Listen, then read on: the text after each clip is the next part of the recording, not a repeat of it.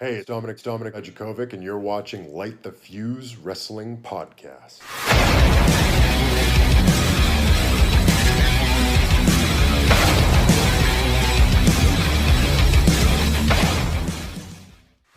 Every so often, superstars arrive in a territory and immediately inflict sheer terror in the hearts of fans all over the world. Kane, The Undertaker, and Bray Wyatt immediately come to mind as these serious characters that you never want to meet in a dark alley anywhere. Other characters are meant to inflict the same kind of response, but either then the superstars playing them or the characters themselves just couldn't deliver as much as they promised. These are the 10 wrestling gimmicks that were supposed to be scary, but weren't. Number 10, The Boogeyman. Marty Wright told a huge fib about his age to try to get onto the cast of the $1 million Tough Enough.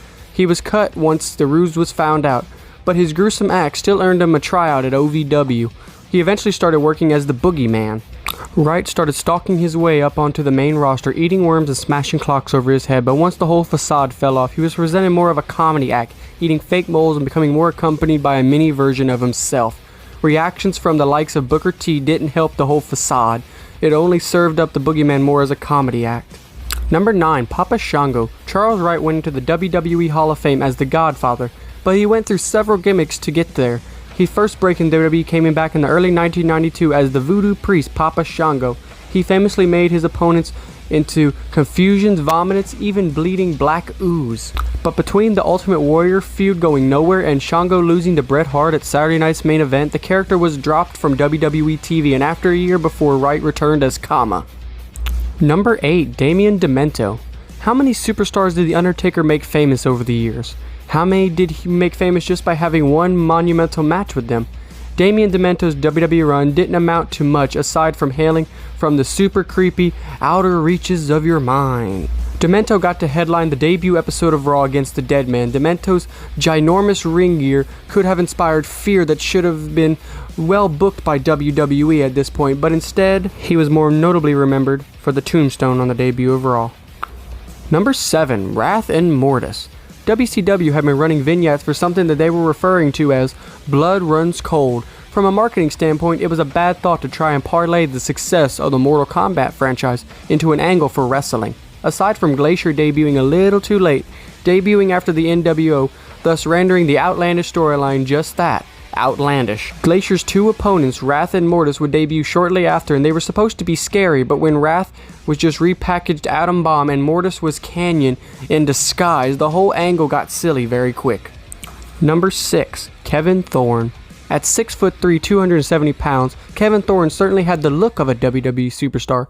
It also sounds like he has the statistics of someone who could be a very intimidating athlete for fans to look at. Thorne did not even get not one, but two opportunities to be a scary gimmick. First of all with the all-white anti-Undertaker Mordecai. When that concept flopped, he went back to OVW and came back to ECW as a vampire along with tarot card reader Ariel at his side. Neither gimmick took off nearly well as first conceived, but then Thorne was sent back packing to OVW. A very spontaneous gimmick in my opinion.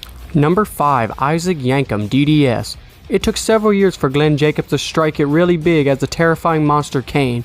But first he had to endure a string of very, very bad gimmicks like being a fake Diesel and Jerry Lawler's personal dentist, Isaac Yankem, DDS. Between the horrible teeth and crazy saws being used in the vignettes, he influenced a bad horror movie like Dr. Giggles had Yankem pegged to be an imposing and unstoppable heel. That was of course not to be. Number 4, The Ascension. When teams like the Road Warriors, the Powers of Pain, and Demolition walked the earth, not only did they all paint their faces to look mean, they were hard-hitting styles. They were able to strike fear and dread into their opponents no matter what promotion they were working in.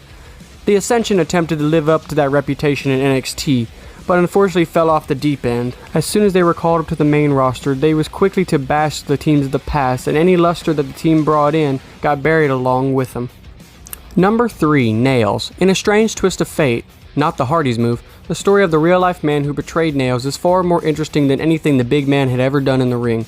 Make no mistake of however scary he was meant to be, this character is a former convict with a huge grudge to settle against the man that put him there, the Big Boss Man.